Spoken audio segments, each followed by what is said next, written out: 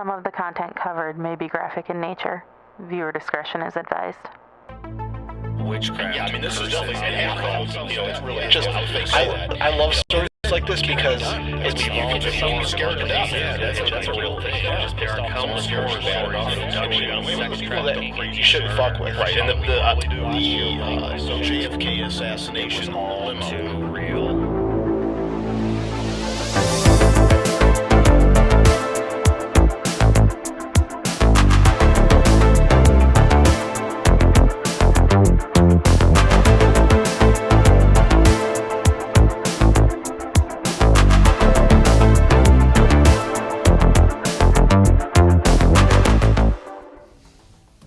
Yeah, good evening, everybody. From the Mistake on the Lake, deep within the Great American Rust Belt, we are back. It is Thursday night. You're in the right place at the right time if you're streaming or if you're listening on the replay. Thank you. This is T3TV. I'm your host, John Matinsky, alongside Steve, a.k.a. Buddha Gibson. What's up? And Nick Rady. Nick Rady. Nick Rady. Nick Rady, is that who I am now? That's who you are now. You got to do your best Rady impression. Oh, well, you know, guys, I was at McDonald's, and it's just a rough ride. No, it was Wendy's last week. That's true. So, Nick Riddle is joining us tonight in the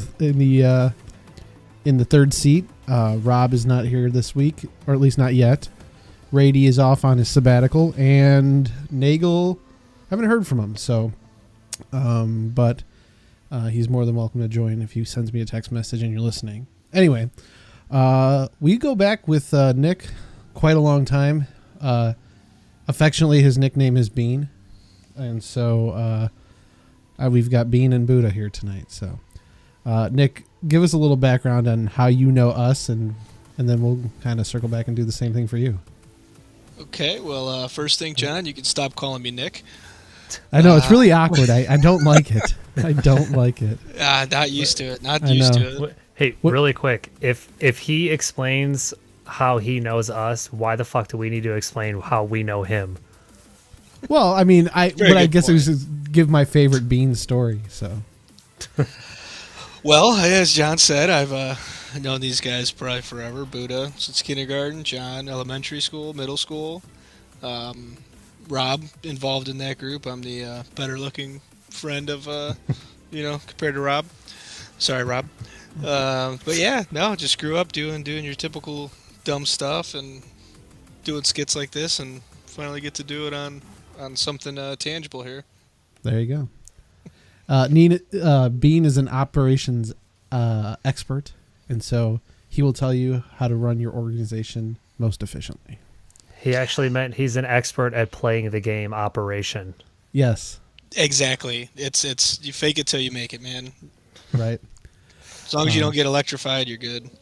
So, Bean, you were a groomsman in Buddha's wedding, and Buddha, you were a groomsman in Bean's wedding, and Bean didn't invite me to his wedding, and I didn't invite him to mine. So. Oh, is that how the story goes? No. Double negative. Yeah. Can't cancel each other out. Right. Fuck you too, buddy. Oh no, man! You know how it is. You know. No, dude, it's very hard, and especially when you're trying to figure out, like, okay, well, you and I, we would see each other in crossing. I mean, we hung out all the time in high school, and as things happen and you get older and you start families, you kind of drift away, but then certain things bring everybody back together, and I think doing Rob's bachelor party and Buddha's bachelor party out in the middle of the woods, now we're seeing more of each other in the last 2 years than we had in the last 15. So I would say it's a win. Things get weird when you go in the woods, John. That is true, especially with Rob Taglarina. Oh, At that last one. Yeah. yeah.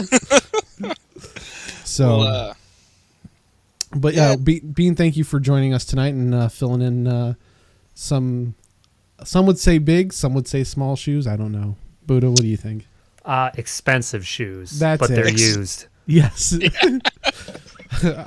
He bought the shoes. They were very expensive, but they were used at a flea market. he keeps them real clean, though. Keeps them real clean. He does do that, yeah. So yeah. Anyways, Let's see. I don't have a whole lot in the news department tonight, but we'll go through here. This one's out of KXLF.com. UFOs in Montana, Redgate area near Deer Lodge, a hotspot for paranormal and UFO activity. This is out of Butte, or as some would say, Butt. The government has admitted that there are strange things flying in the sky scientists can't explain. Montanans have been seeing the same things for years. In fact, Montana ranks in the top 5 for most UFO sightings per capita. The area known as Redgate near Deer Lodge is a hotspot. Quote, it's just very rich in the paranormal field, like UFOs, lights in the sky, unexplainable things, says Donald Bromley of the Deer Lodge.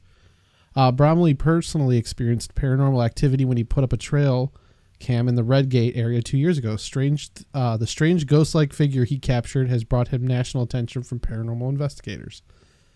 And so on the article here, it looks, maybe I can get it up here in a minute, but the picture, it looks like a ghost kind of, but it also looks like a gray alien, but it also could just be a blurry webcam in the middle of the night with night vision.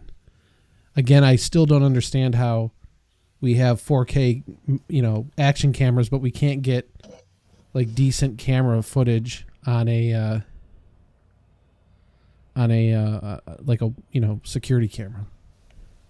Dude, Especially that's my with favorite. Like, you can see, like, I can see ball hair from fucking space on those satellite cameras, and then like convenience store surveillance is like watching scrambled porn in the 90s still.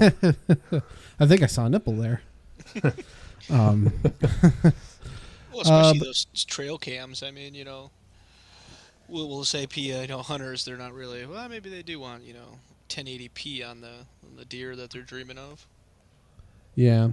Dude, I don't understand how like some of the trail cam footage when it'll be like new cryptid spotted and you see it and it looks like something from fucking Minecraft and you're like, how is that even a resolution? It's like 6 pixels. Yeah. Meanwhile, it's got a block head. Right. Yeah.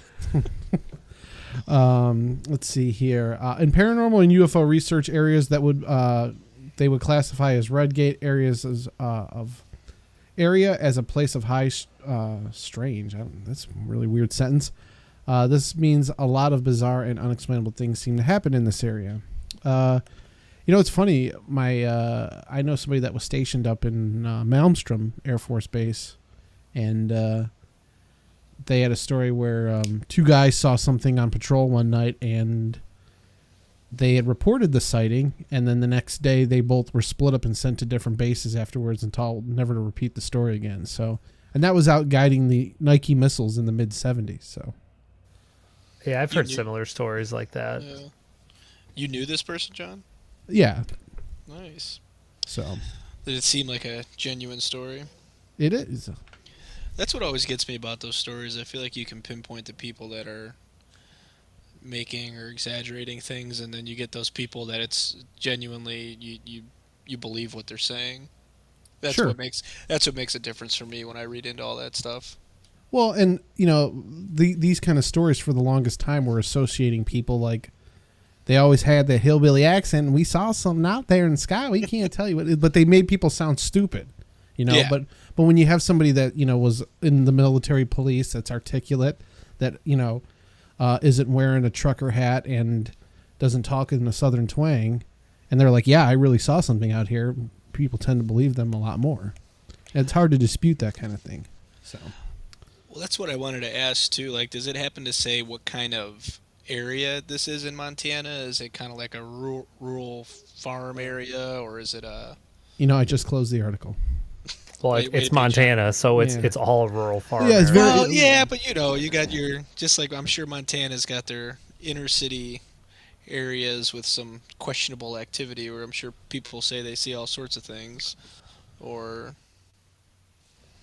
You know what is also like another thing that people they kind of glaze over the fact is when you start talking about seeing like whether it's some kind of like crazy aircraft or just weird experiences in general, like it doesn't mean it's an alien.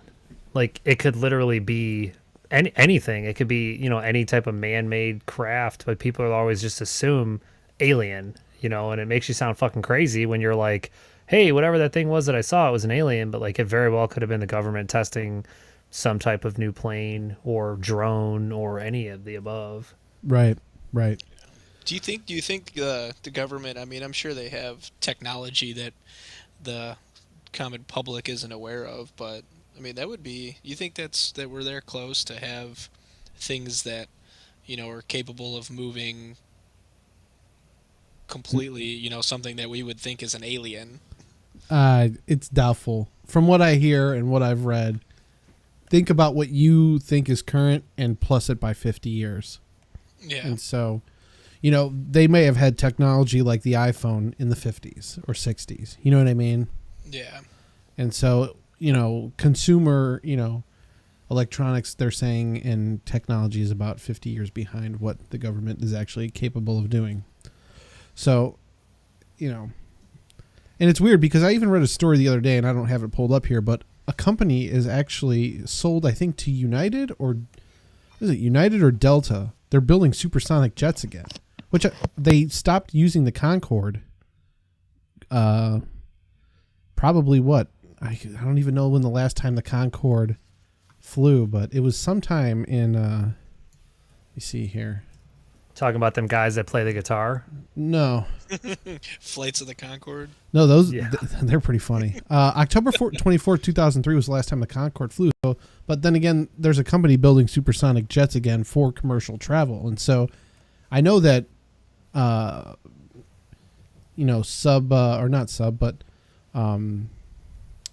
supersonic speed is banned over flying over you can't break the sound barrier over mainland. And so, I don't know how this is going to affect travel across the country because they're not supposed to. I mean, I'm sure it happens, but I don't know. What the hell is going on tonight? That was Natalie coming in here, dropping her phone, trying to show me something. She's trying to get you fired? From myself. Yeah, I don't know. What are you doing? No. You remember did you ever see the Mr. Tarkanian skit on SNL? He's like interviewing Pierce Brosnan. He's like, this is a great company. We have, paid vacation, company parties. And then somebody walks up to him in the middle of the interview, and Will Ferrell's like, why are you interrupting me? You do not interrupt me. And like just starts going off on all the other employees. And Pierce Brosnan's like, I don't want to work here. I don't usually watch stuff that isn't funny. All right. Well, let's see. All right. Here's a story. Let's see. Okay. This one's for you, Buddha. Odd news here. World's longest eyelash measured at 8 inches. Why is that for me? I don't know. It says, Ew. This is out of June 10th off of UPI.com. A Chinese woman broke her own Guinness World Record when her longest eyelash measured at a whopping 8 inches long. This person, who originally set the record in June 2016 when her longest lash was 4.88 inches long, said the doctors are unsure of why her eyelashes grow to be so long. I first realized that my eyelashes were growing in 2015. They continued to grow slowly and became longer and longer. I did visit medical professionals to find out why my eyelashes are longer than other people's eyelashes. The doctor couldn't explain this, and he felt it was really amazing. So, there you have it. What exactly goes through? Like, what is the motivation behind like those goofy ass like let me grow my fingernails to be the longest in the world, like stuff like that, or eyelashes or whatever? I don't know, but I mean, I think she just kind of let this one ride and is, taking it as the person to hold the record. But I mean, I don't think she aspired to be it. But yeah, it is a good question. Like, who would want to hold the record for world's longest fingernails, or even that one we saw not too long ago, where it was somebody that drank a a Capri Sun in like 1.5 seconds or something. You got it. I mean, that's impressive. It really is, but we all know that the magic and the skill of that is getting the straw out and in. Yeah, truly. So Well, I gotta ask about the eyelash. Was it one eyelash, or was it all the eyelashes? I mean, there's several, but I think the longest one they were measured Like, because I'm looking at a picture of this person here, and they're definitely more than one on their face is growing that long, but I think they just measured the longest one, and it's over 8 inches long. So do they have upkeep on that, or they just Just once let it happen, start man. to grow and they just Is there let it go? upkeep? Dude, I'll tell you what. I'm putting in contacts every day. I hate dealing with my eyelashes. Like, this would drive me nuts. Get that LASIK, man. I can't. My vision condition only allows for me to wear glass permeable contact lenses, and so LASIK will not do anything. The actual lens reshapes the way the eyeball rests. So, That sounds terrible. yeah, it is. All right. Isn't Al the same way? He has like Yes. saggy corneas or something. Yeah, it's called keratoconus. Both of us have that. So, Saggy corneas. Shit's weak. let's see here. Get them saggy corneas, man. All right, here's one that will stir up a little controversy in the world of the service industry.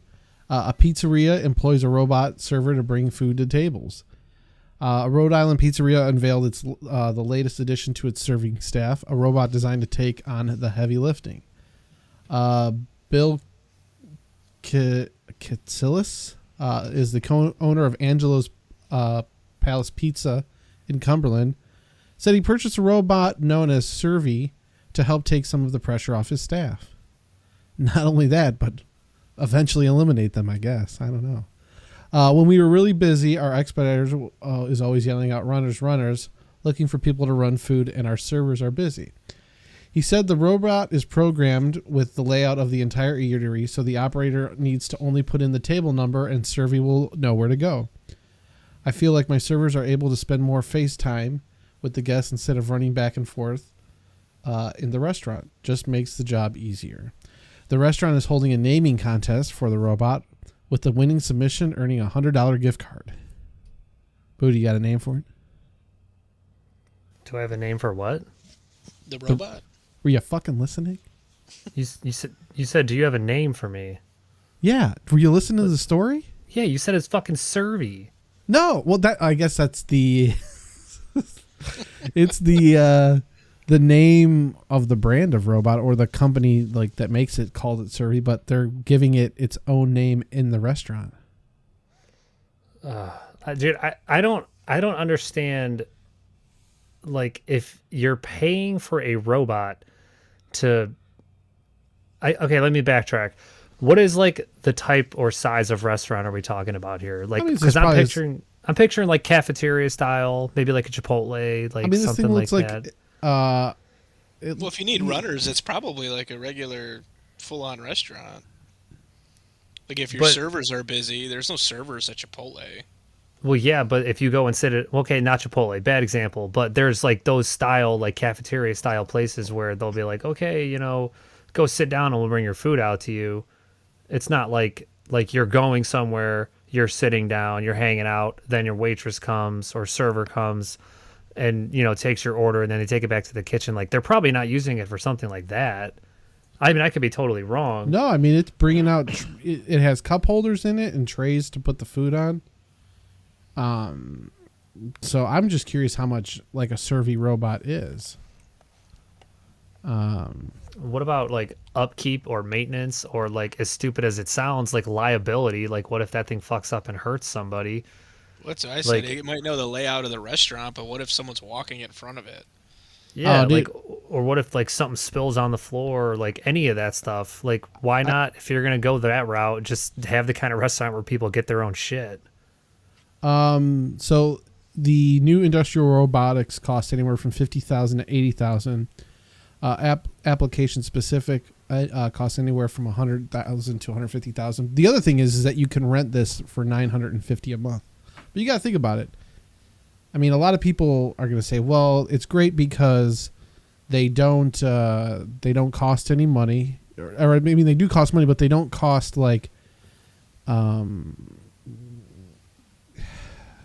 They don't come in drunk or pissed off or complain, or so they don't need health insurance. Right, so they don't cost the extra expenses, and you can lease them too. And so once they exceed their life span or it's time to, upgrade, you can turn them in and get a new one. I'll tell you a story about all this automated stuff. It was just 2 years ago when it first started coming out.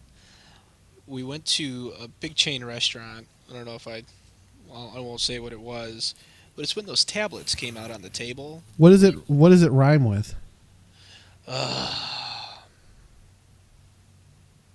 Smacklemees? Oh, don't you talk crap about Applebee's. All right. No, it was Olive Garden. So You said you weren't going to say it. Well, I couldn't think of anything that rhymed fast enough. Anyways, Schmall of Schmarden. yeah, Jeez. some bargain. Speaking of Italian restaurants, we have a guest. Let him tell the fucking story. We have a guest. Christ. We have a guest. Someone's calling in. People call in. Hello? Is that Dan? I'm going to clarify one fucking thing. It was Wendy's. I have never bought a pair of used shoes, especially at a flea market, in my entire fucking life. That's the thing that sets you off. That's the what used you shoes, guys but got 'em. nothing else. You got him. Yes, Oh, Dan. that did it for me. Yes, so and they were Jordans and they were $225, but I got them on sale, so you were half Yeah, right. John. we know you did. Yeah, I got them on sale. Rady, how's the sabbatical going? It's going good. I'm in my car right now. I'm actually in a Taco Bell parking lot. How many packets of sauce have you sipped on? Well, I haven't actually gotten the food yet. I figured before I go through the drive-thru, I was going to call in and, talk to you guys for a minute. But I will be getting 3 bean burritos and probably about 8 packets of fire sauce Nice. that Will I you be- drink. Do you put the sauce on the burrito or do you drink the sauce afterwards? Nope. I eat the burritos by themselves and then I drink the fire sauce afterward. And I'm a little strange like that. No. See, here's the thing, though, Dan. You have gotten me hip to not drinking the fire sauce, but you did bring up a good point that what is it, the capsaicin? Or how do you... capsaicin? Capsaicin. Yeah. Capsaicin, yep. It is good for the immune system. It is. Yeah. It truly is. It helps, it also helps lose weight because it heats your body up. And it actually It helps cooks you. burn. It cooks you. There you go, man. It cooks you. By the way, good hearing you on here, Bean. Oh, thanks, Dan. I guess it's hard to fill your shoes, but I'll give it a go. Everyone has been easily filling my shoes. You can get them on sale. I was gonna say, yeah, it's too expensive as long as they're not used. No, exactly. No, I ain't doing any of that stuff. No, but everyone's been doing a great job. You, Rob, Gary, the one day. So you guys really did an awesome job so far. So there's easily filling my shoes. There's no doubt about that. I'm just glad that you pulled over because I knew you would be out and about tonight. So just to clarify, like the chops that we've been busting on Dan while he's not been here, but listening, he's been out and about and just texting the show while it's on. Right. And so we did not know that you were out. And so after you and I talked last week, I was like, well, I know he's going to be out and about. And I knew you would pop in at some point, but I didn't know when. And so as soon as I saw your name pop up, I'm like, here we go. I wasn't sure if you'd actually notice it there or not. I was just going to just immediately just interrupt Buddha while he was talking and just be rude as hell, Just be like having you here. Oh, There you go.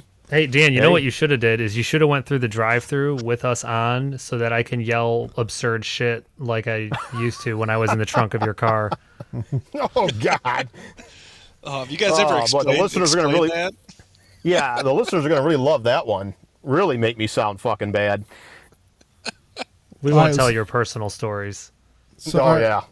is anybody going to get into this? Huh?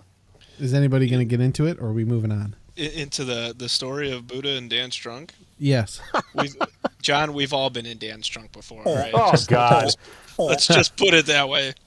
But now we're really making it bad. No, there was that Bonneville, that green Bonneville I had, and there was like too many people in the car, and Buddha was like, what, 13 at the time? And he could, Yeah.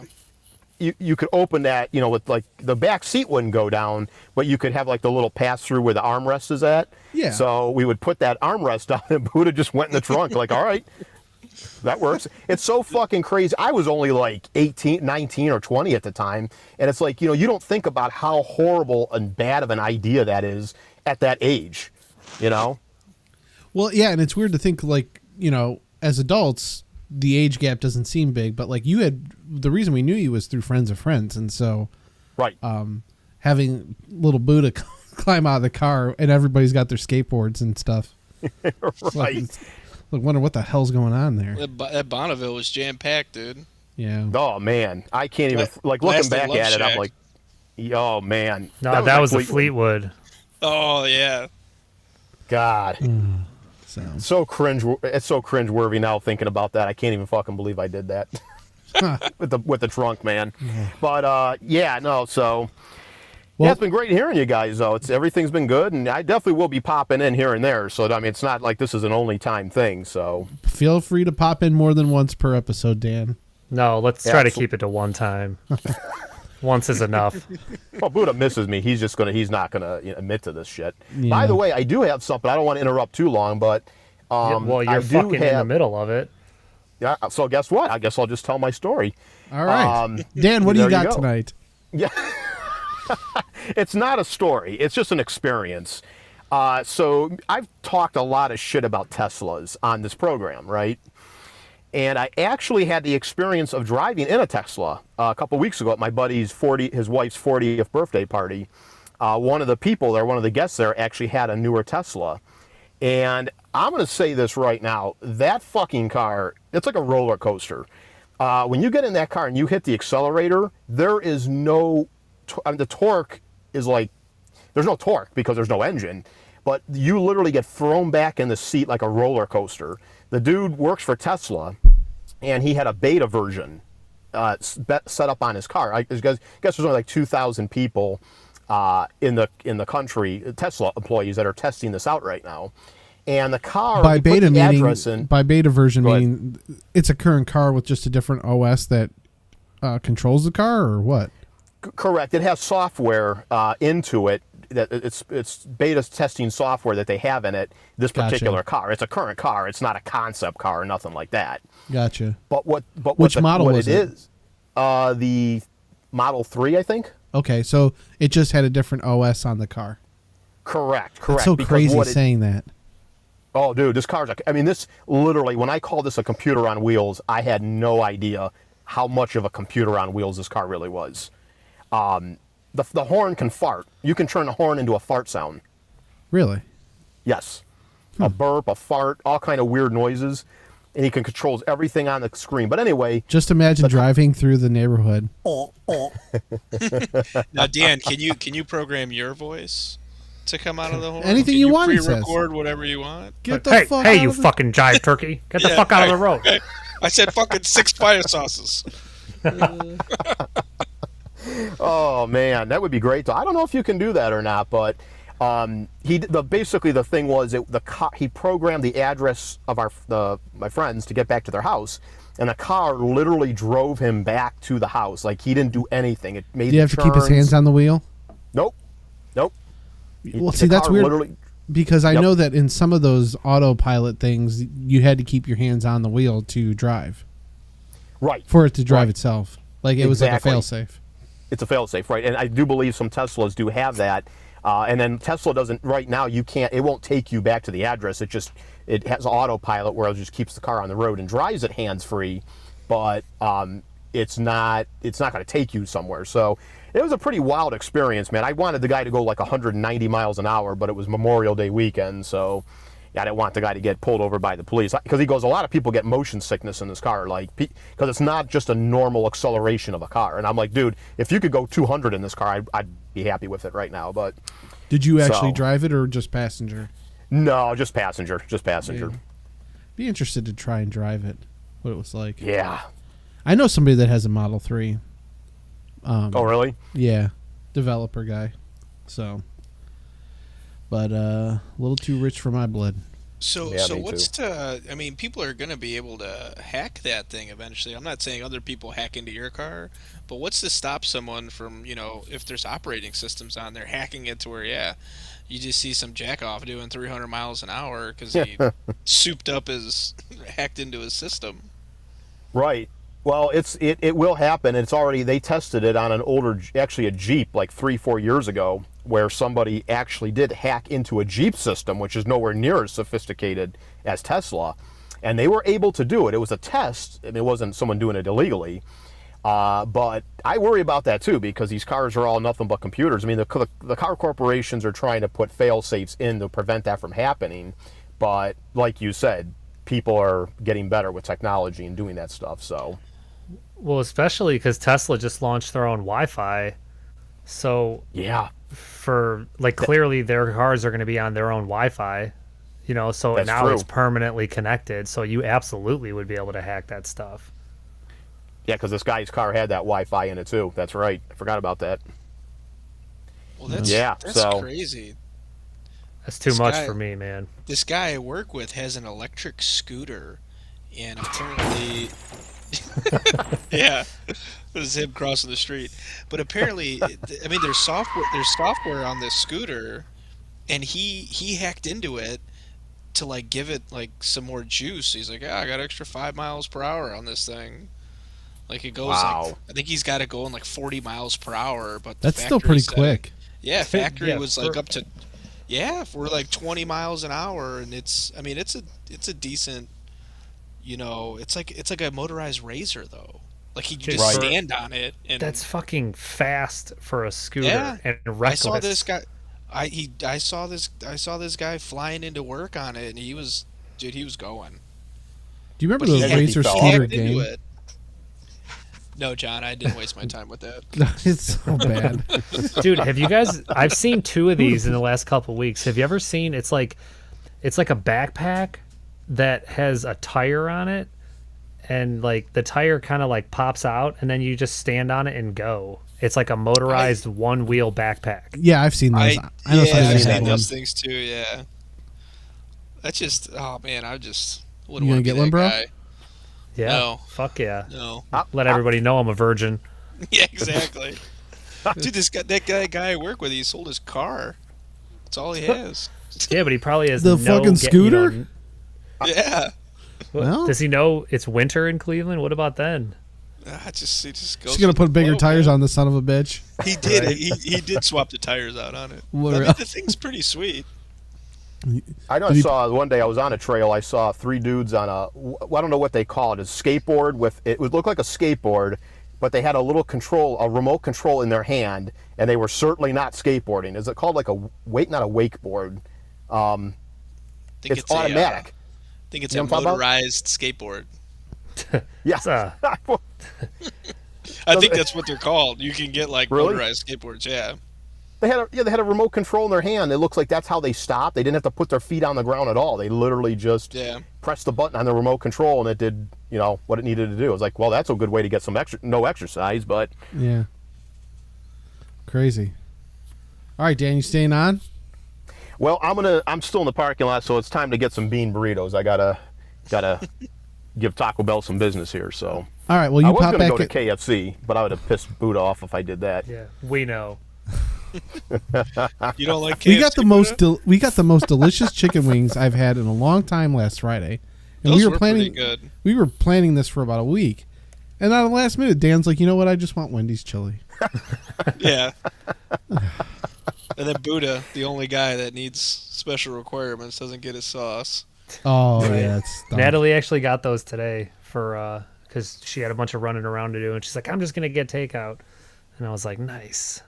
Those wings, I'll tell you, just without any sauce, were delicious. Oh, John, Dude, you I- sauced it? No, I know. Yeah, Oh, what's the matter with you? they're seasoned already, so they're already flavored. No. It's the most un-American thing I've ever heard. Get out of here.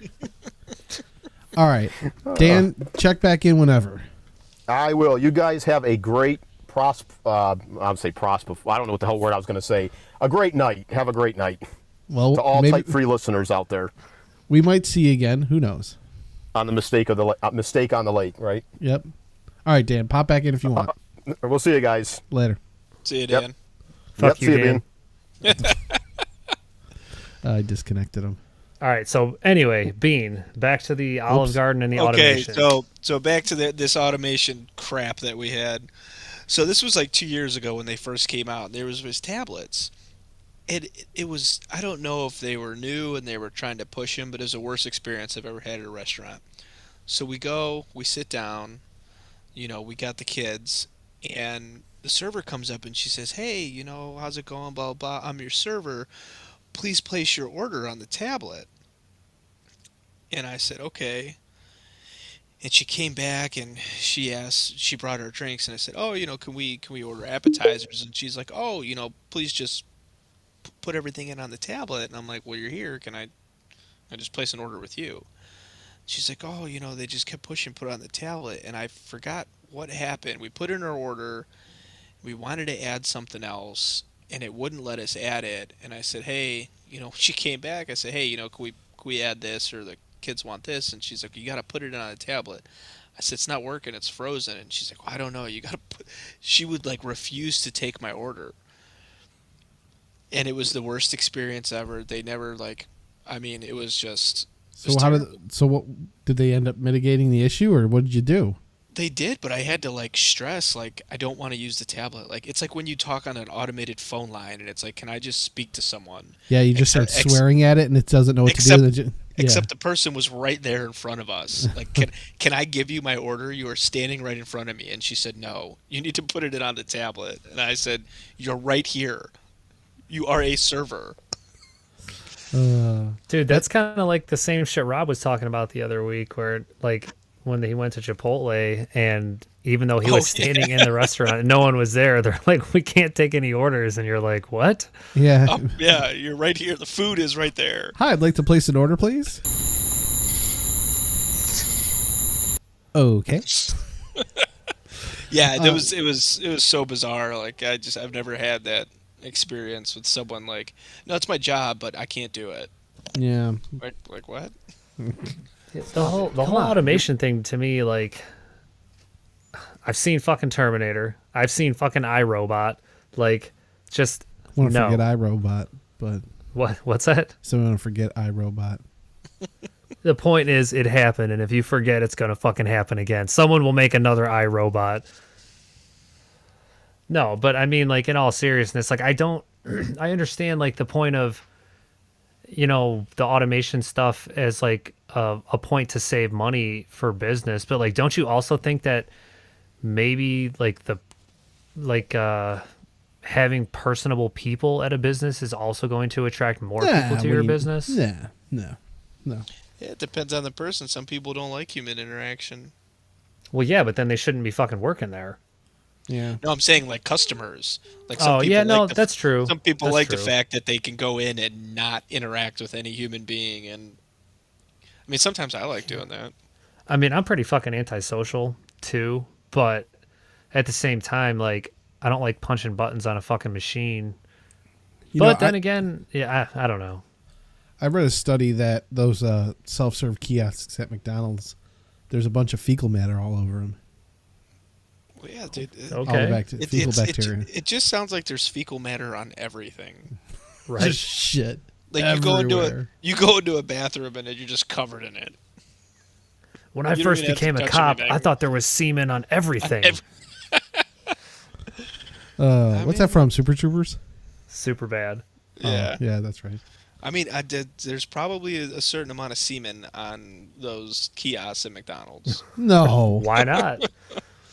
If there's Okay, fecal so- matter.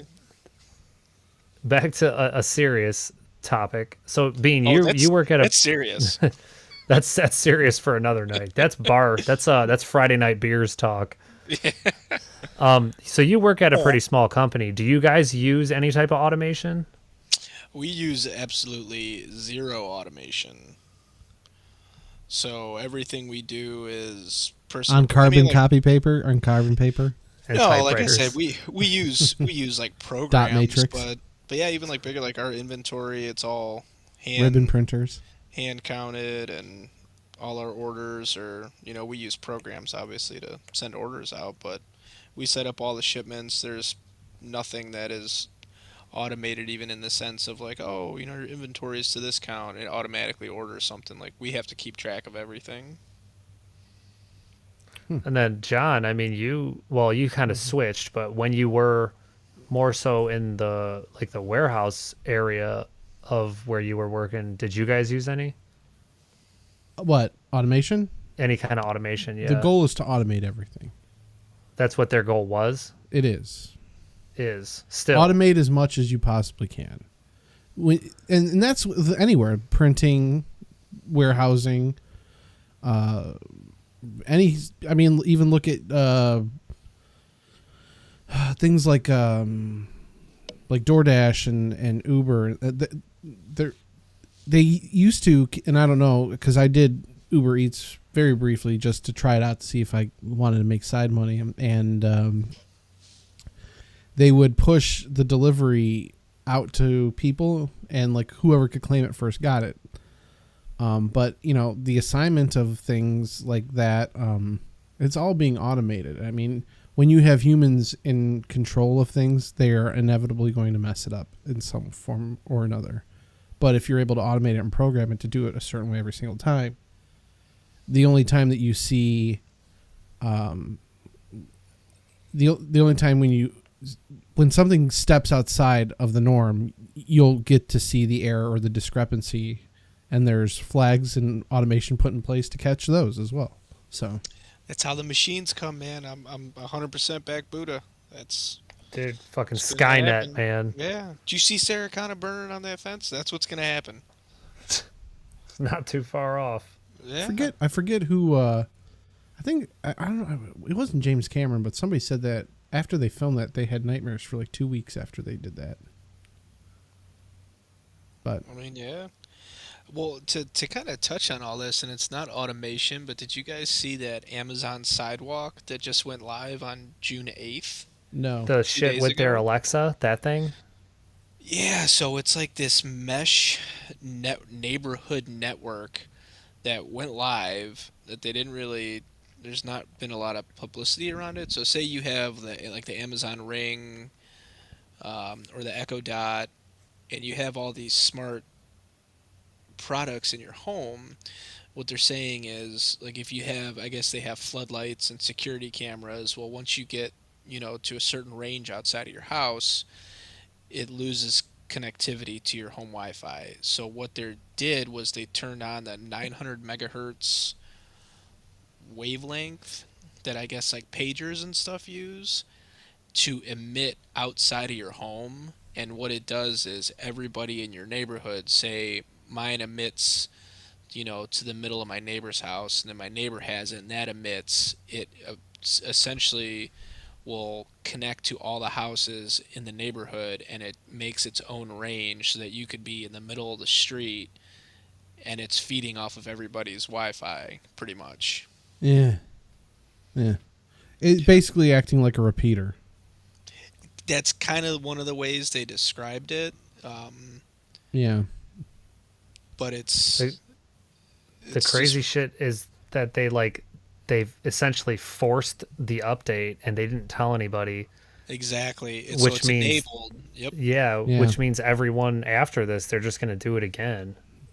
Exactly. So you have to go in and manually disable it on your Amazon devices. Call it what you Yeah. will. Apple's not doing any shit like that. At least I know about it. I mean, they're very into their privacy and what you're. Apple's doing the same thing with the tile tags.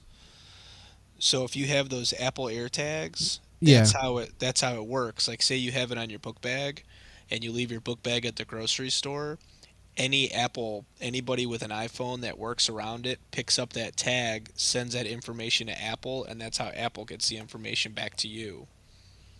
So all the Apple devices are working in tangent together too on those AirTags.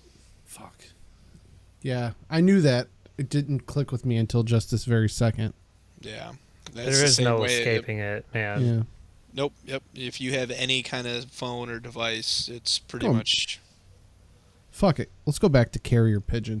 Something. Dude, I Yeah, mean, dude. like, really, like, all the shit that people is freaking out about, like with the Amazon thing and then the Apple stuff that you're talking about, like, if you're carrying around a smartphone, you've been doing it for years. Exactly. You know?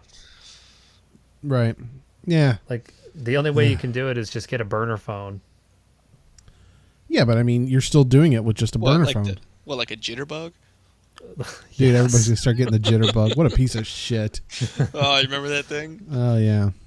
All right, that's all the news I got for tonight. Nothing really stuck out to me too much there in the funny side, weird side, scary side, paranormal side. So, Boot, I'm going to kick it over your way. What do you got? I have some other stuff, but I figured I'd kick it your way first. So this story is kind of short, but do you guys remember that movie Jennifer's Body? Yeah. And I didn't see it, but I know what you're talking about. yeah, like I never saw it, but I remember. I think that was like Megan Fox. Yeah, I think that was like one of the first movies she did, and everybody was like, "Oh my god, we gotta go see this movie." Blah blah blah. But anyway, hit the pause button on that for 1 second because I want to bring this up. All right, so you love interrupting shit tonight, don't you? I know. I'm sorry. Think about this. All right, MGK is from here, from where we live, and I don't know when he got his first record deal, but if it was before 2007, you got to think like the dude that, because he talks about like, and he talked about in his interview on Howard how he worked at Chipotle. Like, imagine you're in 2007 working at Chipotle, and then you go to see Transformers in the theater, and you're like, I'm gonna date that chick one day, and everyone's like, yeah, fucking right, dude. And now he is. Fucking crazy. Is that like a true story? He's dating her right now. Yeah, he's totally dating her. But I mean, like, did it happen that way? I don't know, but I mean, I can't imagine. I mean, I saw that movie in theater. That's how his whole career started, Buddha. He never even wanted to be a rapper. All he wanted to do was date Megan Fox. So he's like, wow. I've got to figure That's out. it. Yeah, I got to figure out a way to make this happen. But I mean, I saw that movie in theater. Did you, Buddha?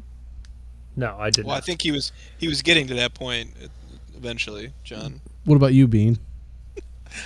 No, I did not see it. How did you guys not see that? Theater was a great movie. Wait, are we talking about Transformers or the other movie? Transformers. Oh no, yeah, I saw. Well, I still didn't see that in theaters. I did. I didn't see it in theaters. I'm sorry, Buddha. There was no elves or dwarves or witches or warlocks. Well, so. that was James Cameron that made that, wasn't it? No, Michael Bay. I'm sorry, Michael Bay. Yeah, not a huge Michael Bay fan. He just likes to blow shit up, and like, there's no substance on anything else. Yeah, I'm not a big fan of Michael Bay or the Transformers series. I like the first one. The first one was good. Didn't Michael Bay also do the Ninja Turtles movie? He did. Well, he produced the remakes. Yeah. Well, yeah, not the originals. No. Oh, he also did The Rock with Sean Connery and Nick Cage. I thought that one was pretty good. Oh, that's I'll give him that one. That's a good okay, one. but I do agree. Pearl Harbor wasn't bad. But watch Pearl it Harbor now was because trash. I'm curious to see if that was fucking Ben Pearl Affleck. Harbor was trash. Okay, I will say What's it his was name? What's his name? Josh, whatever that made. Josh Hartnett. Never made a movie again. Yeah, he did. 30 Days a Night. That movie was actually pretty cool. Yeah. Yeah. No, I'm saying okay. The battle scenes from Pearl Harbor were great. The love story intertwined, I could have lived without. Yeah, it's because it was Ben Affleck, and everybody could live without Ben Affleck. Speaking of which, I did not give you a J-Lo Ben Affleck update this week. Oh, damn. All right. Taco flavored kisses for my man. Right. All right. Anyway, sorry, Jennifer's Body. So we're all in agreement that no one has seen that movie. John correct. saw it. No, I did not see it. Oh, okay. Okay, well, evidently that movie is kind of loosely based on a true story, which I did not know because I also never saw the movie, therefore would not know. But I thought maybe somebody out there might have. And it is about, I'm trying to figure out how to pronounce this chick's name, Elise Paler, something like that. And she was a chick growing up in the 90s in Arroyo Grande, California. And evidently she kind of had like a little bit of problem with like alcohol and drugs. They don't really touch on like specifics of it, but she had made some friends in rehab. So she's 15 years old in 1995, and she was friends with a dude named Jacob Delaschmidt, Royce Casey, and Joseph Fiorella. And these three dudes were in a band called Hatred, and they were just, kind of like what you would expect out of like any local band that like, did a little bit of stuff around town, but never really got, never made it big, and was just super Peabody's. yes. Just kind of bumming about it. So instead of like just dealing with it and doing whatever they had to do, they put together this pact, and they were like, hey, we should totally like sacrifice somebody to Satan, because if we sacrifice somebody to Satan, he's going to make our band super fucking cool, and then we're going to get famous and get a record deal. That was basically the mentality behind this. So and like I said, they were friends with this chick, Elise. And basically what they did is they just called her up and said, hey, I'm trying to find which is the dude. Jacob Delaschmidt is the guy that she met at the Mariposa Community Recovery Center. Says they were both getting treatment for drug and alcohol usage, and she had also attended the same school as Jason Fiorella until he left. And then Royce Casey was a friend of both of those two boys who went to a nearby high school after he had been kicked out of his. So they were all winners.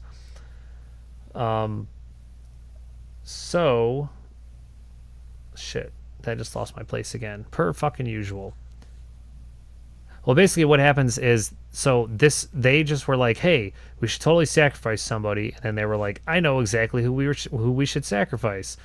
So they call up police, and they're like, hey, you want to go hang out at this fucking eucalyptus grove? And she's like, yeah, we're going to hang out and smoke some fucking weed. And that's basically what they did. So they got together. They were just like, hanging out, smoking. And what happened was, while they're just sitting there kind of hanging out, Delaschmidt takes off his belt, wraps it around Elise's neck, and begins strangling her. Casey lunges on her and holds her down.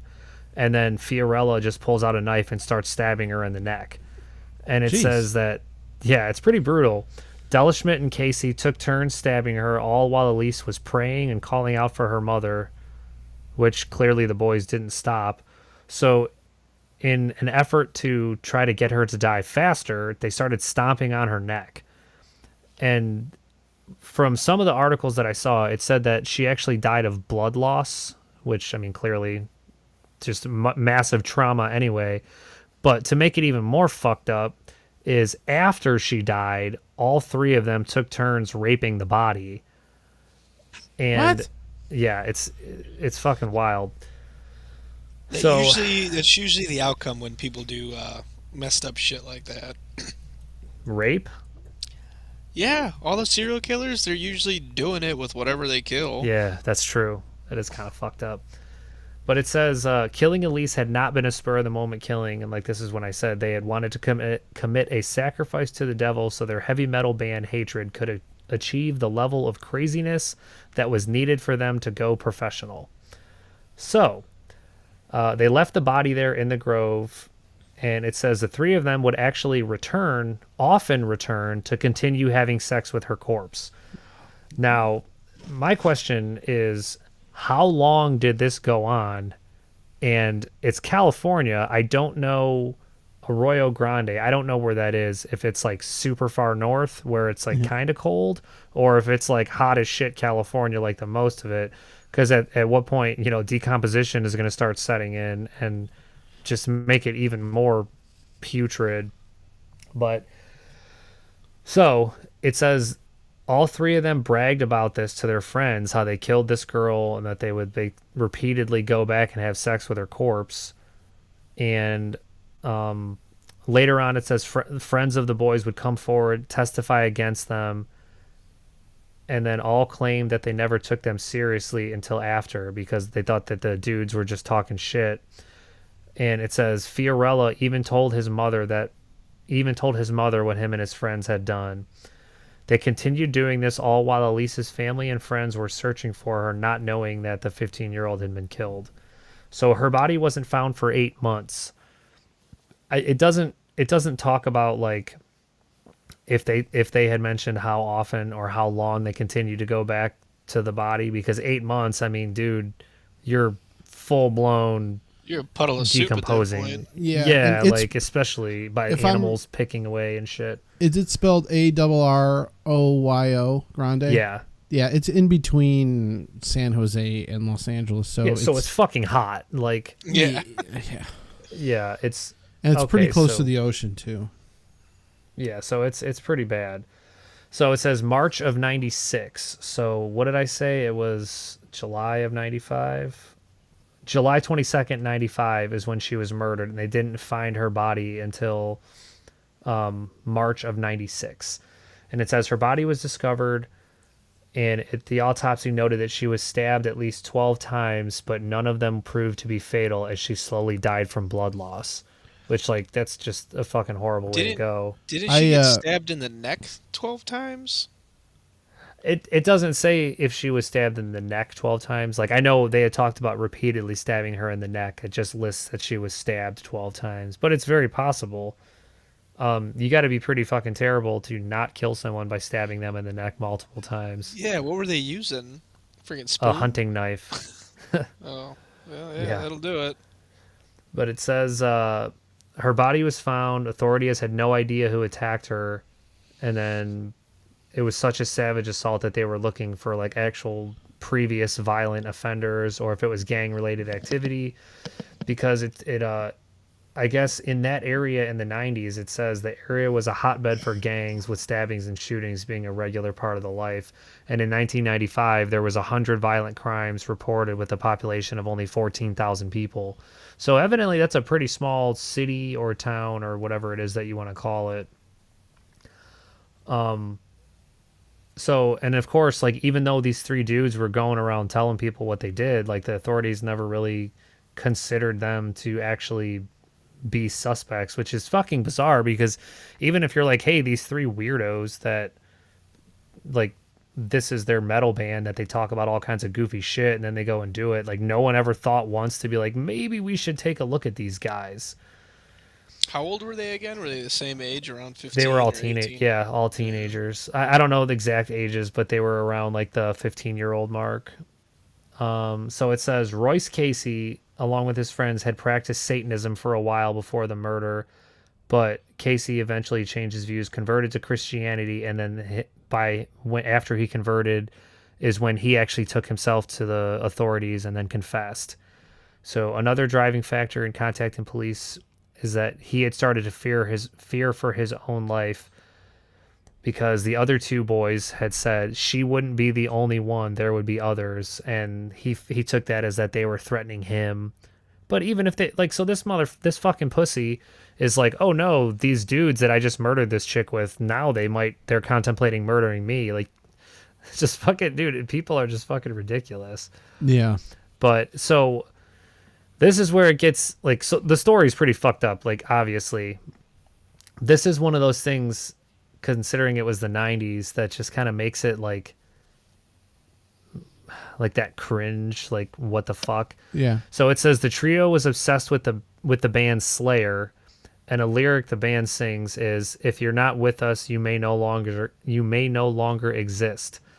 And by them basically coming out and like talking about how they were obsessed with Slayer was like on the fucking hotbed where all of a sudden now all these people are like, Slayer is the reason that these dudes fucking murdered this chick, and look at the stuff that they sing about, and look at all their lyrics and all this stuff. So everybody's kind of up in Slayer's ass, and like, I don't listen to Slayer, but like, if I'm not mistaken, like, isn't Tom Araya like a fucking Christian?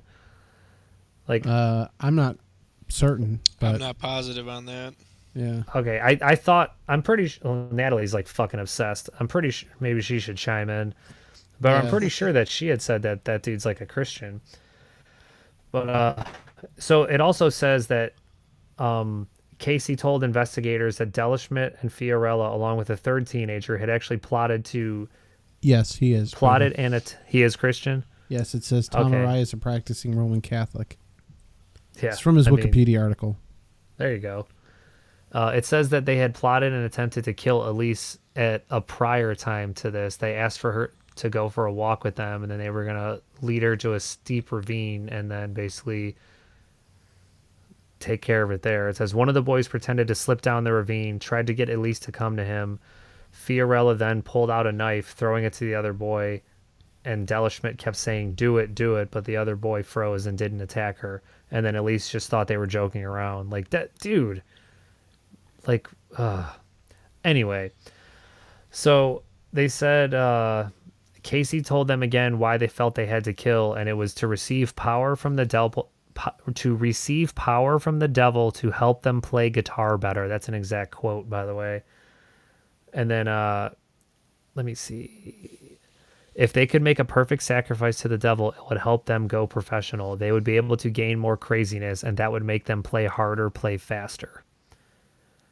So yeah, kind of fucking wild. And it says that they, what's up? Just do some cocaine like normal people. Yeah, right. Cocaine and just fucking practice. Yeah, there you go. Play as fast as you want, man. Right. And then it says they picked her based on what would most appease the devil because she was blonde hair, blue eyes, and because she was a virgin, she would be the perfect sacrifice. Dude, I mean, these kids are fucking nuts. And it talks about how they were like super into reading books on like the occult and Satanism and stuff like that. And it says the song that inspired the three most was Altar of Sacrifice by Slayer. And the lyrics go, High priest awaiting dagger in hand, spilling the pure virgin. Dude, I cannot talk tonight. Spilling the pure virgin blood. And then so pretty much they were arrested and they all admitted they practiced Satanism, blah, blah, blah, more of the same. And it says Fiorella continued his occult education, collecting all the books he could get his hands on, researched everything about the occult, Satanism, Satanists, Aleister Crowley. They started communicating online with other Satanists, started talking, breaking into graveyards, scoping out graves that they wanted to rob. And yeah, just all kinds of crazy shit. But even after all of that stuff happened, then the parents went and tried to sue Slayer, like, as a band to be like, you guys forced my kids to do this. And like that eventually ended up getting thrown out because the judge was like, this is ridiculous. Like, there's no fucking way this fucking band, you know, like that's like when Dee Snider was on fucking, they were giving him shit.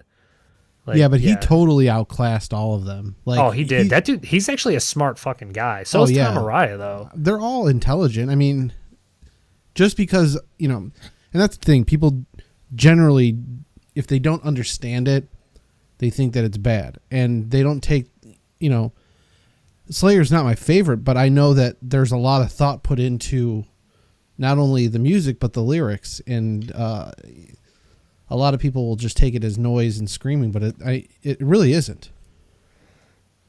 Yeah, so actually, Buddha, go I gotta ahead. ask you. I've never seen Jennifer's Body. How did that tie into that movie? The movie is loosely based on it. I mean, it is about a girl that is killed or sacrificed from a band. Oh. Yeah, I was actually going to say I don't know because I never saw it. I mean, I know the general premise of the movie. John, you saw it, don't lie. I didn't. Yeah, it's okay. Yeah. See, it says the judge was actually quoted saying, "There's not a legal position that could be taken that would make Slayer responsible for the girl's death. Where do you draw the line? You might as well start looking through the library at every book on the shelf." And then her parents filed another lawsuit saying that Slayer knowingly distributed harmful material to minors. Like, dude, I don't know about you, and this is actually another totally unrelated story, but do you remember, like, we weren't alive, but when they first started putting, like, was it parental advisory or was it explicit? What was the tag that they used to put on CDs? I think it was parental advisory. Explicit content or explicit lyrics. Yeah, whatever that was. And then, like, that just started making the CDs sell more, of course. But when they start getting into ratings and shit, like, technically you're not allowed to buy that shit unless you're an adult or you have something, you know, like you have an adult with you. So, like, I don't know, at that point, like, it's kind of another thing, like, where do you draw the line? Do you just fucking blame the parent of every kid that potentially did something wrong? Like, I don't know, like, it's a slippery slope. But the point I'm trying to make is, and I don't know if I've ever told this story. I know I've told you guys it, but I don't know if I've ever told it on the show, where when I was at Best Buy and this dude was like getting like animated, like he was like damn near yelling at this poor girl who was working behind the counter, and she was like, he was like, you sold my kid a game that has like a mature rating. And the girl was like, well, you know, sir, like if your wife was here when he bought it, because this kid's like fucking 5 years old or some shit. And he's like, well, your wife had to be here when he bought it because A, he's a kid, he doesn't have any money, and B, like, you know, we would have to have an adult present in order to buy this. And I don't remember what game it was, but you might. Anyway, he was like, I don't remember the chick's name. It was something like Emily or some shit like that. And he was like, this man picked up a piece of genitalia and was using it as a weapon. And I think it was Saints Row. It was something like something goofy shit like that where you can get like dildos as weapons. And this dude was so mad because like his 5-year-old kid was like, he walked in and this dude's like beating somebody with a dilly. But not to make light of this topic, but that was a funny experience. How do we go from this woman being stabbed to death to somebody getting beaten with It's all censorship, John. There you go. It was explicit language, evidently. Okay. Well, anyway, I'm trying to find their sentence, what they actually got. So let's see. They're probably out. I mean, if they were teenagers. These dudes actually came out and said they agreed with the other two, saying that Slayer's lyrics influenced them. Like, no, you're fucking weak-minded ass, fucking exactly being a little bitch, not willing to put in the work, trying to fucking sacrifice somebody to the devil. Let's see. Chance for parole slipping away. Blah blah blah blah blah. I don't know. It doesn't say what their actual sentences were. Yeah. Well, that's fucking anticlimactic. Huh. Well, that is unfortunate because yeah, I feel like I dropped the fucking ball. Well, either way, they were definitely in fucking prison. Oh, here it is.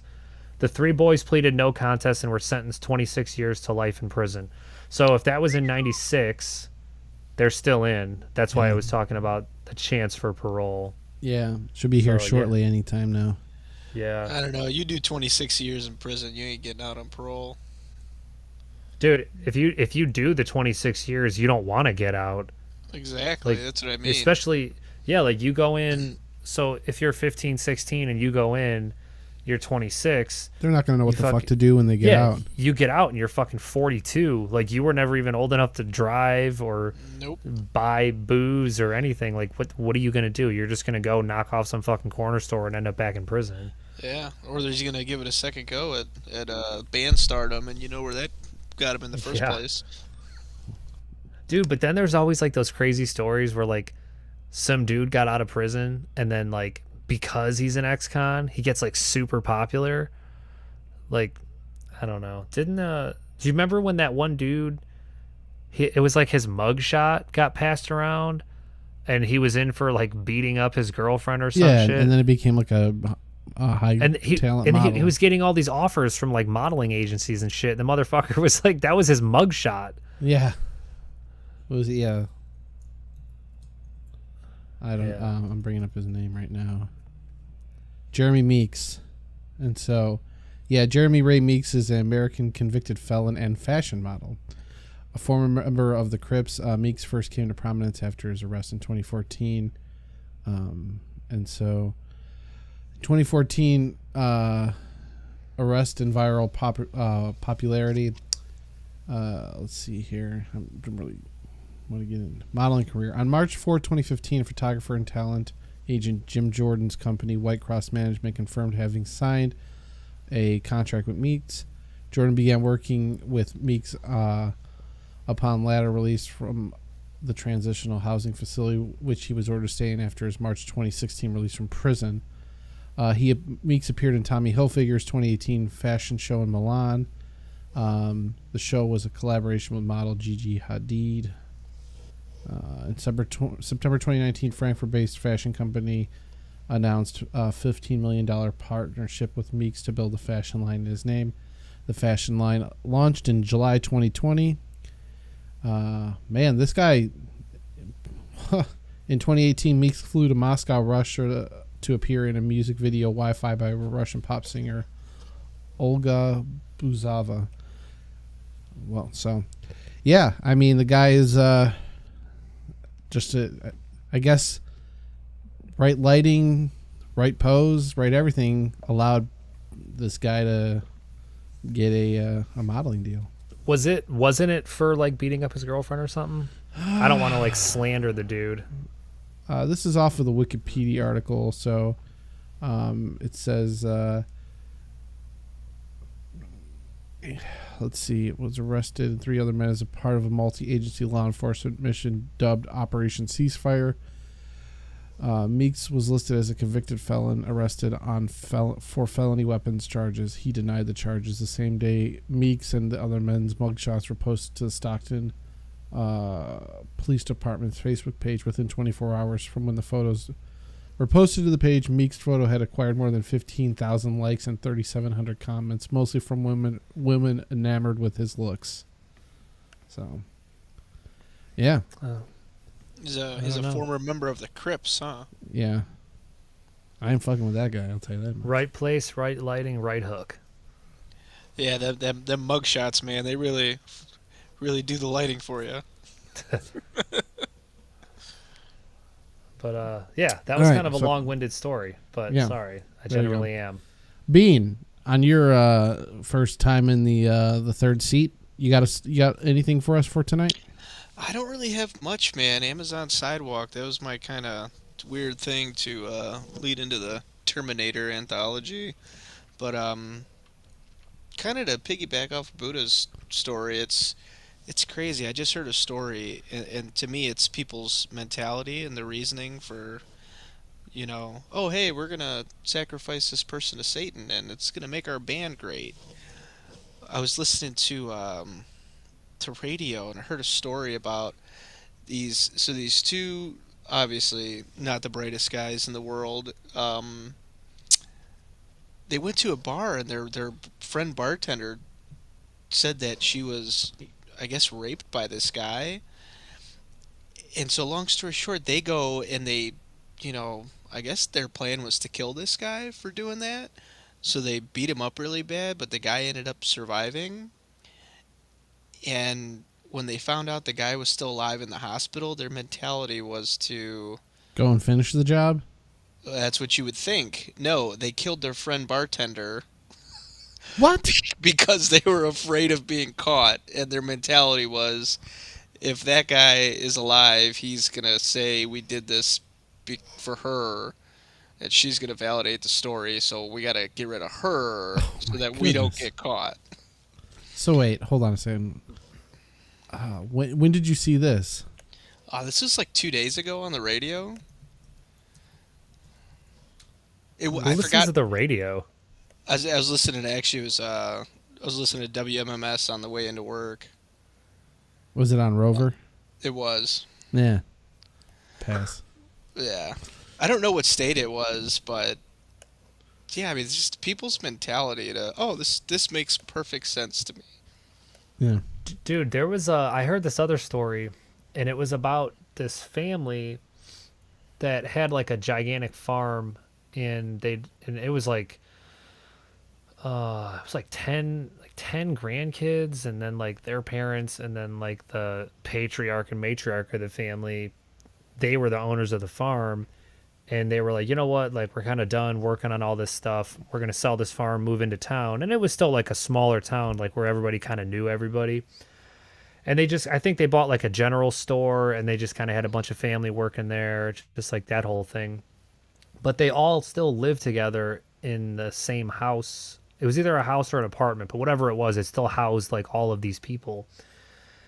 And the grandfather, like the patriarch of the family, he died. So then everybody was kind of shattered, and, shit kind of goes like, they're working their way through it. And one of the people had gone to the store the one day and realized that it was closed, and like, you know, it was like clockwork, like they were open at the same time every day. There was always people there, and then they would close the same time. So for them to not be open and not have a sign or anything was like kind of odd. And so they went and checked on the house, and it turned out that I don't know if it was one of the sons or the grandsons, because there was like a fuck ton of people in this story. This dude basically said that he had done some kind of ritual and become like the embodiment of the grandfather's soul, and that the grandfather could use his body as a vessel to talk to his family. So what he did is he convinced everyone in the family that we're all going to do this ritual. We're all going to commit a mass suicide. And then as that happens, we're all going to be reborn. And then the grandfather who had passed away is going to be reborn. And then everyone's going to be back together. And then the next month, they're all going to go to this family wedding that they've been preparing for. So like the last known like whereabouts was like the one girl and her mom going and buying like a bunch of rope and like step stools or some shit. So when the police actually went to the place that they live, they walked in and they found all of these bodies hanging that they had killed themselves. And then the grandmother, who was actually too old, just kind of too frail to get up on the stool to put the noose on, I think they poisoned her. And Jesus. they did not come back to life.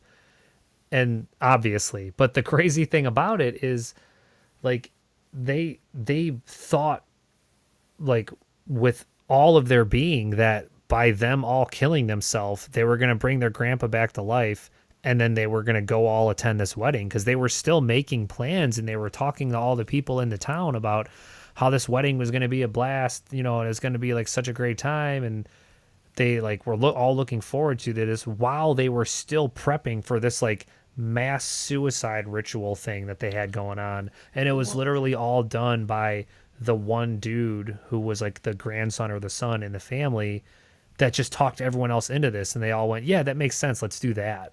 Huh. Jesus. Well, if they all kill themselves and the grandfather comes back, then he's just going to be hanging out by himself? No, because they were supposed to come back to life too. Yeah, so there's a lot of holes in that story.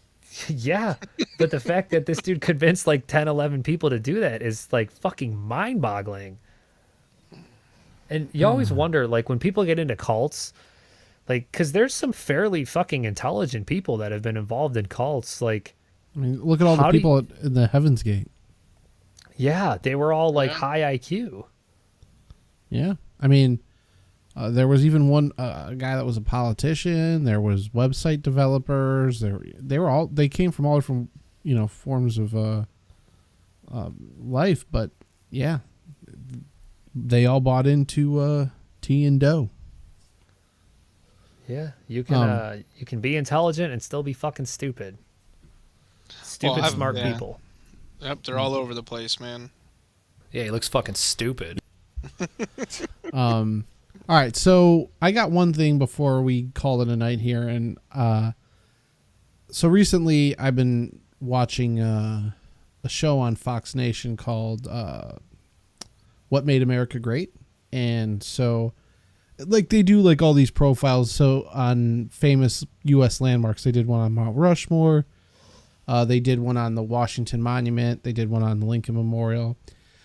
They did one really cool one on like Washington Spy Ring and some of the like taverns and stuff that they had like conjugated at during the Revolutionary War. And so it got me thinking, and you guys remember going to Washington, D.C. in 8th grade? Yeah. And then Buddha, you and I went probably close to 10 years ago with a couple of buddies. We went with Rob and another friend.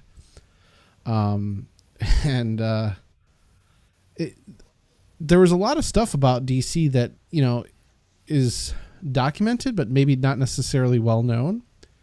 And just how intentional the construction of the city was, some of the monuments. And like, so for example, and they go into this in the episode about the Washington Monument. there is a marker. Well, back when you could tour the Washington Monument and go up the steps, there's stones from all over the world, and there's actually, I forget where the stone is from. Now it's escaping me, but let me see here.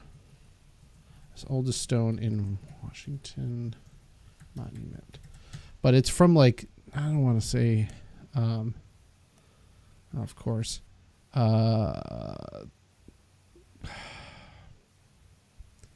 It's not ancient Egypt. It's but anyway, there's a stone from like BC times that was there. There's a stone from somewhere, not in the Vatican, but was donated by the Pope.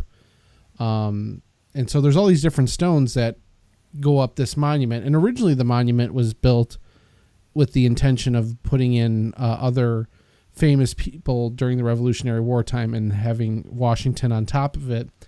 And it got, it was stopped because it was being done privately. And for a period of time, there's a lot of photos from like around the Civil War where it's only built about halfway up. And there's actually two different types of stone that were used on the monument because of the quarries at the time. That the initial quarry that was supplying the stone for the outside of it closed in a 20-year span where they had left off. So that gap in between of starting it, stopping it, and then starting it back up again, that quarry had closed. So they had to go to a quarry that was about 20 miles away to get the rest of the stone to finish it. But anyway, so back in the 70s, you used to be able to go up and down the steps in the monument, and there's actually a marker in the monument that symbolizes the top of the Capitol building. And so you can say, like, okay, well, you know, directly across the reflecting pool and across the mall at this point is the top of the Capitol building as you're climbing the steps. So that's a pretty interesting fact. I believe the center of Washington, D.C. is also in the center of the rotunda in the Capitol building. But just, again, a lot of interesting, deliberate things while they were constructing the city. And so I have some other facts here, and I thought they were kind of interesting about D.C. I mean, going there, I love it because you can go, it's relatively cheap to find a decent hotel near, like, Dulles Airport. And all the stuff in the mall is free. All the, you know, the Smithsonian's, the National Archives, where you can see a copy of the Declaration of Independence, like all these really cool history stuff is relatively, I mean, all of that stuff is free, but it's not very expensive if you live around here to go. So here's some facts about Washington, D.C. that maybe you guys didn't know about. 2 American presidents kept alligators at the White House. Hubert Hoover and John Quincy Adams had pet alligators in the White House. Either of you guys know about that? No, I have no idea. Can't say that I do. All right. This one makes a lot of sense because he, in my opinion, was kind of a lame duck president. But Jimmy Carter loved to watch movies. To date, nobody has beat his record of watching 480 movies in the White House theater. Yeah, it's because he didn't do shit else. Yes, exactly. Let's see. Darth Vader adorns the National Cathedral. This iconic building has many gargoyles. One of them is the sculpted head of Darth Vader. Bring binoculars and check him out in the Northwest Tower. So, Washington, D.C. is missing, and this is off of trolleytours.com, Washington, D.C. So, Washington, D.C. is missing the J Street. D.C. uses letters from streets traveling east to west, but the numbers are also used for these streets. Streets traveling north and south are numbered. The I and J were very similar in Old English. Quite often they were interchangeable. Thomas Jefferson would often use the initials TI, and oddly enough, this is why there was no J Company during World War II. So there was no J Street because it looks like an I. So I did not know that. There are marble bathtubs in the Capitol building. They were installed in 1859 to keep the senators from stinking. During that time, they lived in boarding houses and had no running water. There are elevators in the Capitol building that are off limits. This is because they were reserved for senators. So, the underground tunnels beneath the Capitol, there are miles of tunnels for senators and members of the House, and are never seen by the public. I think this one's pretty well known. There's a crypt under the Capitol building that was made for George Washington. Although he was not buried there, the crypts still exist. They also had a viewing chamber built so people could go by and see him. So, did you guys know about that one? I did. I feel like I have heard that before. Yeah. It's fucking weird. I think we've talked about that before. Like, I don't understand the fascination with the human race and wanting to stare at dead bodies. I think it's giving the opportunity to see who you knew one last time. But they're not. It's not like. Well, it's them. They're just not alive. But it's not. Yeah. What do you mean it's not? Dude, George Washington has been dead for how fucking long? But yes. Well, yes, that is a little odd. I'm talking about like going to a wake. Yeah, like I get it. Like I get the concept of it. It's just to me, I'm kind of like, still a little weird. Let's see here. Let's see. There's 19 Smithsonian museums, and let's see. Ooh, really quick. Yeah. So you're talking about the Smithsonian. Have you guys ever actually heard or looked into the rumors that like giants are real and the Smithsonian has been hiding evidence of their bones like forever? I know what you're talking about, but I haven't like personally researched. Bring it next episode. Well, it's kind of one of those things where it's kind of hard because like there's no real like what you would call credible proof. Yeah, it's just a conspiracy at this point. Yeah.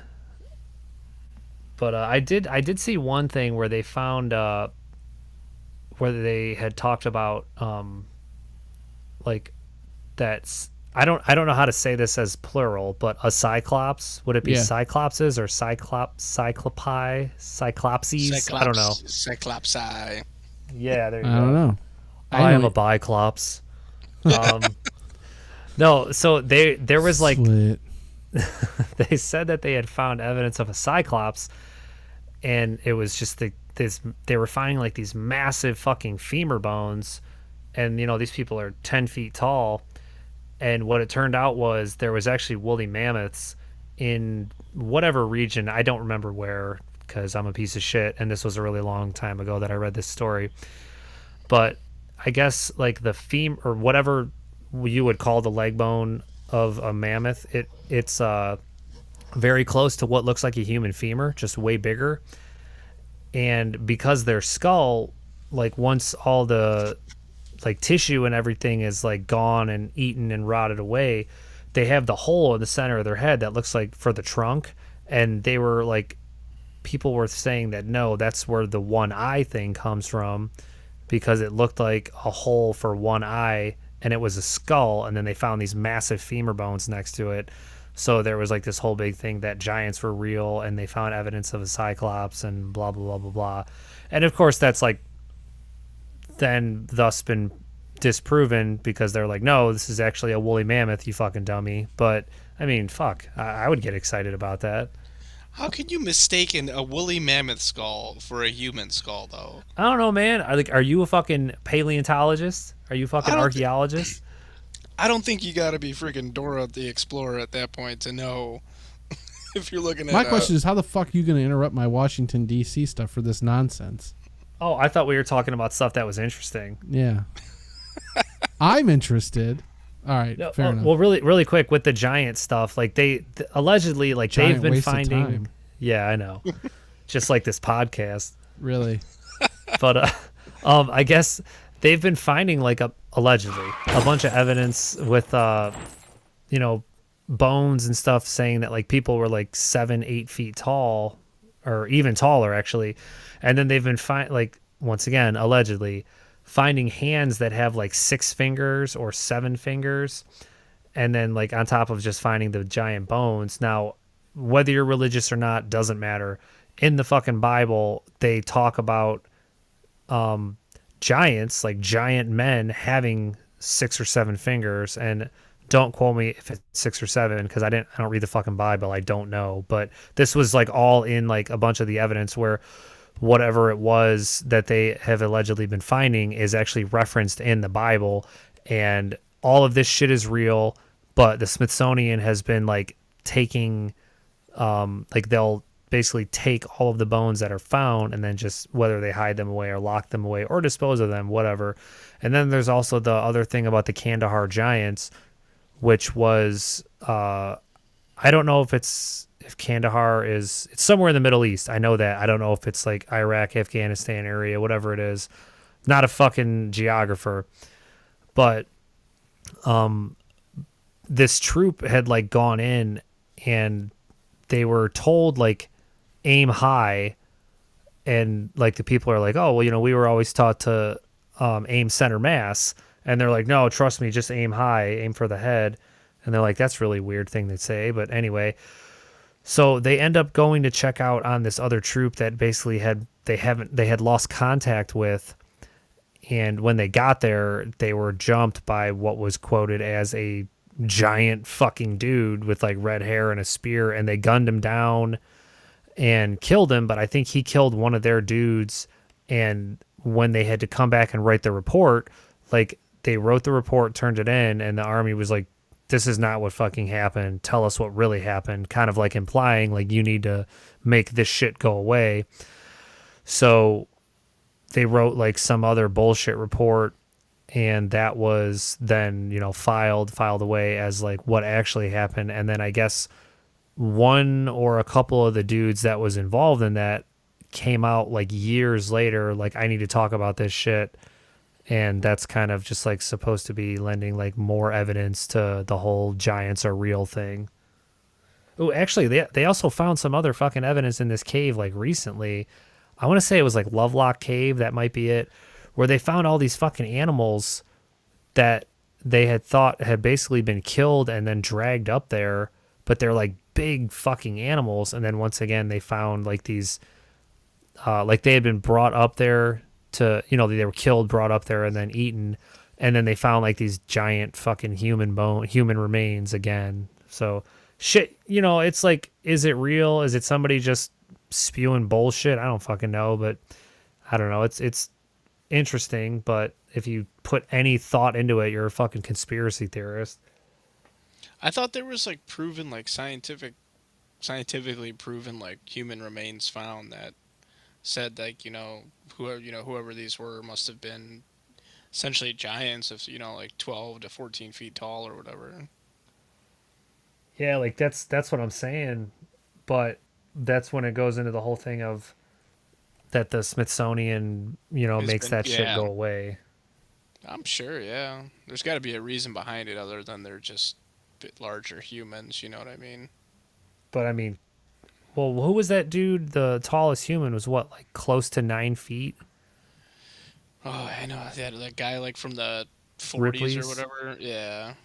Yeah. I don't remember his name, but I remember he's a big dude. But yeah. So anyway, John, back to what you were talking about. Let's see here. Let's see. John Adams was was actually the first president to live in the White House. And then there's only one president that didn't live in the White House. Do you know who that one was? Ooh. Washington. No. It was built after he died. I was gonna say, yeah, it wasn't there when he was there. Let's see here. Wasn't he only like 22 when he was president? That dude looked like he was 60. No, I think he was older than that. Yeah, I think he was a little bit older. Interesting fact I read here: it was deliberately designed that the Vietnam Memorial would have a reflection of the Capitol building, so that black granite wall would reflect, and you'd have the Capitol building as a reflection in it. Let's see here. What else do I want to touch on? Oh, this one's interesting too. The original statue of Thomas Jefferson in the Jefferson Memorial was made of plaster. That's because metal was rationed during World War II. After the war, it was replaced with the 19-foot tall bronze statue that stands today. And then in the Martin Luther King Jr. Memorial, the sculpture was actually made in China. Chinese sculptor Li Yixin was in charge of the project and made King's image out of 159 pieces of pink Chinese granite. So, but yeah, like I said, there's a lot of cool stuff about DC and just how like intentional the design was and how the city was laid out. I've always been fascinated. And like I said, there's so much history there that is easily accessible that, you can see it for pretty cheap too. So I recommend going. I'd like to go back. Shit, I don't good think I've luck been there now. since. Yeah, I haven't been there since 8th grade. We had a good time when we went, Buddha. Yeah, I'm saying now. Go now. It's a fucking war zone. Yeah. Ugh. All right. Well, you guys got anything else for tonight? No, I think pretty much covered it. All right, let's land this puppy. So, no Dan for the second chime in, but that was nice that Dan popped in. It was cool because, like I said, I gave him the link. But we'll be back next Thursday. Same time, same place. God willing. Bean, thank you again for sitting in tonight. Appreciate it. Definitely helped us out here. So hopefully you had a good time. Hopefully, Yeah, man. Thanks for having us. Thanks for having me. Yeah. Buddha, you got anything? No, I think that pretty much sums it up. All right. Well, Al should be popping in here within the next couple episodes or two, and hopefully Rob will be back in Nagel. So, but anyway, well, for Dan Rady, Steve Gibson, Rob Taglarita, Gary Nagel. Did I say Rady? Nick Riddle. Oh, there's so many people now. Jason Markovitz, Bob Tobicash, everybody that's ever taken part in the Type 3 TV ecosphere. I can't name you all, but we love you all. Until next time, say goodnight, Buddha. Good night, Buddha.